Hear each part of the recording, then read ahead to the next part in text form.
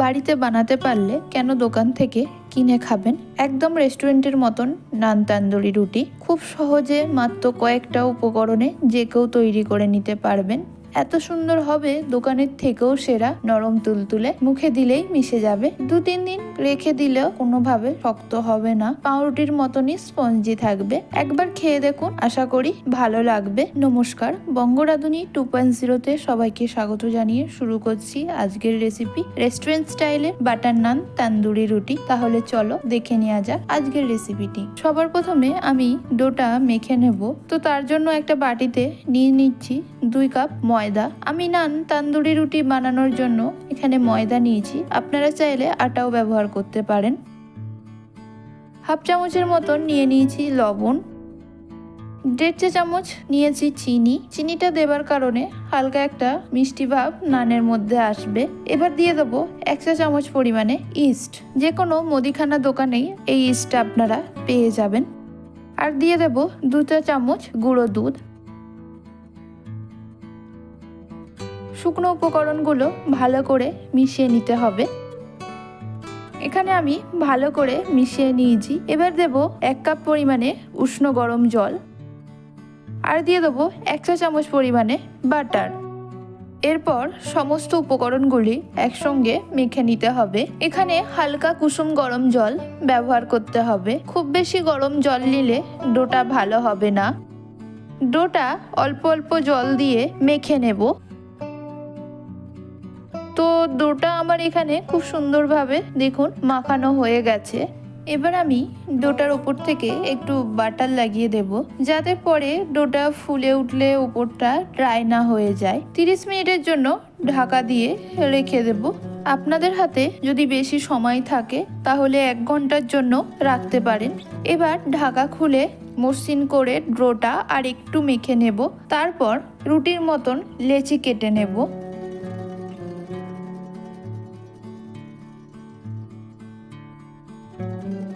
এরপর একটা প্লেটে সামান্য ময়দা ছড়িয়ে তৈরি করে রাখা লেচিগুলো রেখে দিচ্ছি।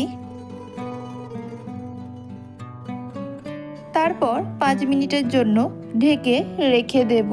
এখন যদি রুটিগুলো বেলা হয় তাহলে বেলার সময় ছোট হয়ে আসবে। এবারে এদিকে এইরকম একটা হাঁড়ি নিয়ে উল্টো করে গ্যাস ধরিয়ে লো করে রেখে দিতে হবে। হাঁড়িটা আস্তে আস্তে গরম হতে থাক। আর এদিকে লেচিগুলো ঢাকা দিয়ে রেখেছি, 5 মিনিট হয়ে গেছে। লেচিগুলো একদম ফুলে উঠেছে। এবার এখান থেকে একটা লেচি নিয়ে নিচ্ছি। চাকিতে সামান্য ময়দা ছড়িয়ে লেচি নিয়ে বেলে নেবার আগে হাত দিয়ে একটু চ্যাপটা করে দিয়ে বেলনির সাহায্যে বেলে নিচ্ছি। সুন্দরভাবে বেলে নিয়ে, না খুব পাতলা না খুব মোটা, দেখুন ঠিক এইভাবেই বেলে নিতে হবে। বাটিতে একটু সামান্য জল নিয়ে তাতে অল্প একটু নুন দিয়ে মিশিয়ে নিচ্ছি। তারপর ব্রাশের সাহায্যে নানের ওপরে নুন জল এইভাবে অল্প অল্প করে ব্রাশ করে দেব। তারপর নানের ওপর নুন জল লাগানো দিকটা ঠিক এইভাবে হাঁড়ির ওপরে দিয়ে দিতে হবে। কিছুক্ষণ অপেক্ষা করব। কিছুক্ষণ পর দেখবেন আস্তে আস্তে ঠিক এইভাবে ফুলতে শুরু করবে। এবারে এই হাঁড়িটা সাঁড়াশি দিয়ে এইভাবে উল্টে ধরতে হবে। গ্যাসের আঁচটা মিডিয়াম থেকে লো আঁচে রেখে দিয়েছি। আর রুটিটা ঠিক এইভাবে ঘুরিয়ে ঘুরিয়ে সেঁকে নেব। যেহেতু জল লাগানো আছে, খুব সুন্দরভাবে আটকে থাকবে, হাঁড়ি থেকে খুলে পড়বে না। আবারও হাঁড়িটা উল্টে দিয়ে রুটির ওপরে অল্প বাটার ব্রাশ করে নেব। তো দেখুন এখানে বাটার নান একদম তৈরি হয়ে গেছে। আর নিচের দিকটা একবারে কতটা সুন্দর হয়েছে। তো দেখলেন আমি কত সহজেই নানটা বাড়িতে বানিয়ে ফেললাম। আশা করি তোমাদের এই রেসিপিটাও ভালো লাগবে।